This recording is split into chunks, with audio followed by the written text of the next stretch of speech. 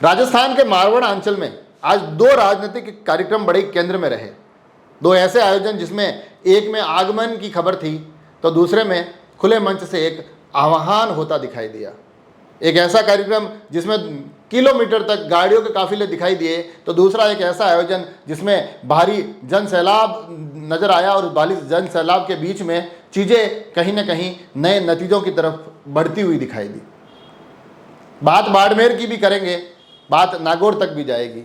शुरुआत बाड़मेर के आलोक आश्रम से करते हैं, जहां आपको पता होगा कि शिव से निर्दलीय विधायक रविंद्र सिंह भाटी एक सभा का आह्वान करते हैं। सर्व समाज की उस सभा में आज एक भारी जन सैलाब उमड़ता है। अलग अलग समाज के अलग अलग चेहरे उन मंचों पर नजर आते हैं और उन मंचों से अलग अलग तरीके की बातों के साथ अलग अलग तरीके के वादे किए जाते हैं और ये कहा जाता है कि हम सभी रविंद्र सिंह भाटी के साथ हैं।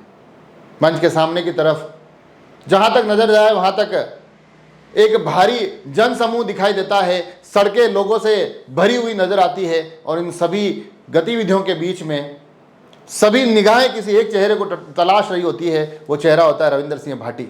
रविंद्र सिंह भाटी आते हैं, सभी की बात सुनते हैं और आखिर में अपनी बात रखते हैं। और जो बात उन्होंने मंच से बोली वो बात ऐसा एहसास दिलाती है कि चीज़ें जहां उस विधानसभा के रण में जिस तरह से चल रही थी, अब लगता है कि उसके अगले अध्याय की शुरुआत हो चुकी है। अगला अध्याय बाड़मेर जैसलमेर लोकसभा चुनाव। रविंद्र सिंह भाटी मंच से घोषणा करते हैं कि इस पूरे जन समूह के आशीर्वाद से, इस क्षेत्र के लोगों के समर्थन के साथ अब वो इस लोकसभा के रण को भी लड़ने जा रहे हैं। परिणाम क्या होगा ये किसी को पता नहीं, मगर रविंद्र सिंह भाटी अब जब चुनाव लड़ने की बात करते हैं, जिस प्रकार उनकी लोकप्रियता का आलम हमें हर ओर दिखाई देता है, तो इससे अंदाजा लगाना बड़े आसान है कि कहीं ना कहीं बड़े दलों की नींदें उड़ना तय है। रविंद्र सिंह भाटी ने यह भी बताया कि वो 4 तारीख को अपना नॉमिनेशन भरेंगे। 4 अप्रैल को अपने नॉमिनेशन की उन्होंने दिनांक बताई है, लोगों से समर्थन की अपील की है और कुछ एक ऐसा अंदाज जो हमने शिव के उस विधानसभा के प्रचार के दौरान कई बार देखने को मिला था, वही अंदाज आज एक बार पुनः नजर आया। हालांकि परिणाम वो छात्र संघ के निर्दलीय अध्यक्ष के रूप में जीतने वाला पुनः दोहराया जाएगा। क्या परिणाम वो शिव के उस मैदान में निर्दलीय के रूप में विधानसभा के चुनाव जीतने जैसा पुनः दोहराया जाएगा, या इस बार मामला इतना आसान रहने वाला है नहीं। क्योंकि एक तरफ उम्मीदवार राम जैसा एक ऐसा चेहरा जो उस पूरे क्षेत्र की रग रग से वाकिफ है, वो कांग्रेस से चुनावी मैदान में है। कांग्रेस और आरएलपी का गठबंधन हो चुका है, यहां से भी मदद उम्मीदवार राम के खाते में जाती दिखाई देगी। तो सामने की तरफ भारतीय जनता पार्टी से एक अनुभवी चेहरा केंद्रीय मंत्री कैलाश चौधरी और इसके साथ चुनाव नरेंद्र मोदी के चेहरे पर लड़ा जाता है। लोग कहते हैं कि अमूमन आम चुनाव जब जब होते हैं विधानसभा का परिदृश्य कुछ अलग होता है, लोकसभा तक आते आते चीजें नरेंद्र मोदी के इर्द गिर्द सिमटती दिखाई देती है। तो ऐसे परिदृश्य में क्या आज का ये जनसमूह जो जुटाए समर्थन, अलग अलग लोगों के किए हुए वादे और आखिर में रविंद्र सिंह भाटी की एक महत्वपूर्ण घोषणा अब इस चुनावी समर में परिणामों को प्रभावित कर पाएगी, इस पर हम सभी की नज़र बनी रहेगी। इस चीज़ों को बड़े करीब से देखेंगे, मगर इस बात में कोई अतिशयोक्ति नहीं, इस बात को कहने में कोई दोहराए नहीं कि ये युवा अपने राजनीतिक प्रभाव को भी जानता है, लोगों में अपनी पकड़ को भी जानता है, लोगों में अपने व्यक्तित्व की पहुंच को भी जानता है और साथ ही राजनीतिक उठापटक और राजनीतिक दाव पेच के इन गलियारों में वो यह भी जानता है कि बड़े बड़े राजनीतिक दलों को किस प्रकार से झकझोरा जा सकता है, किस प्रकार से उनकी राहत को आहत में बदला जा सकता है, किस प्रकार से केंद्रीय मंत्रियों को भी यह डर सताया जा सकता है, उन तक भी यह डर पहुंचाया जा सकता है कि परिणाम कुछ भी हो सकता है। रविंद्र सिंह भाटी इन चीज़ों को पहले भी दिखा चुके हैं। आगे क्या कुछ दिखने वाला है इस चुनावी समर में, ये देखने वाली बात होगी। बड़ा ही रोचक और बड़ा ही रोमांचक अभी चुनावी मुकाबला होने वाला है। एक बाड़मेर जैसलमेर एक हॉट सीट अब रविंद्र सिंह भाटी की एंट्री के साथ ही बन चुकी है। और हॉट सीट सिर्फ बाड़मेर ही नहीं है, मारवाड़ अंचल की हर एक सीट हॉट सीट नजर आती है।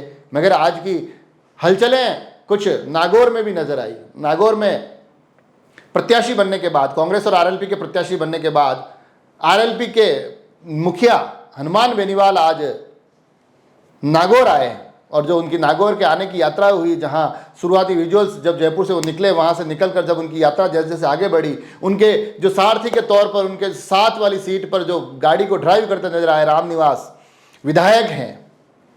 बड़ी तल्खी चुनावी दौर में विधानसभाओं के दौरान इन दोनों चेहरों के बीच में देखी गई थी। मगर इस एक दृश्य के साथ जहां हनुमान बेनीवाल आगे की सीट पर बैठे हैं, गाड़ी को रामनिवास चला रहे हैं, ये मैसेज देने की भी कोशिश की कि सब कुछ ठीक ठाक है, चुनाव को मिलकर लड़ा जाएगा।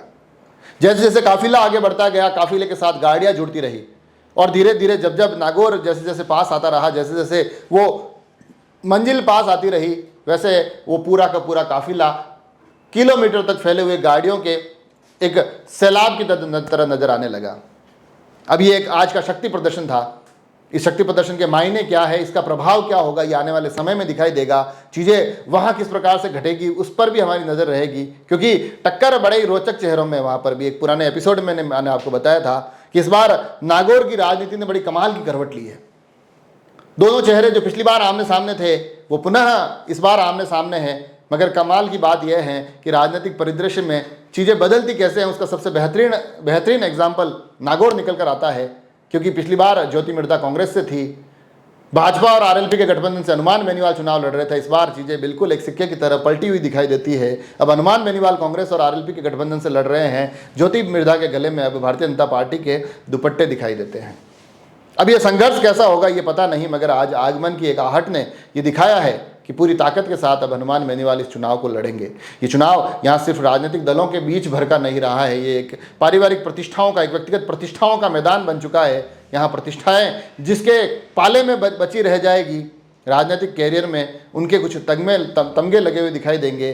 जिनकी हिस्से पराजय आएगी उनको एक राजनीतिक अंधकार का सामना करना बिल्कुल तय दिखाई देता है। कुल मिलाकर चीज़ें बाड़मेर से लेकर नागौर तक बड़ी उथल पुथल रही, जहां बाड़मेर में एक बड़ा आह्वान हुआ है, राजनीति के आगमन नागौर में भी नजर आए हैं। सभी राजनीतिक हलचल पर आगे भी हमारी नज़र बनी रहेगी। आप सभी लोग जुड़े रहे राजसमंद एक्सप्रेस से। धन्यवाद।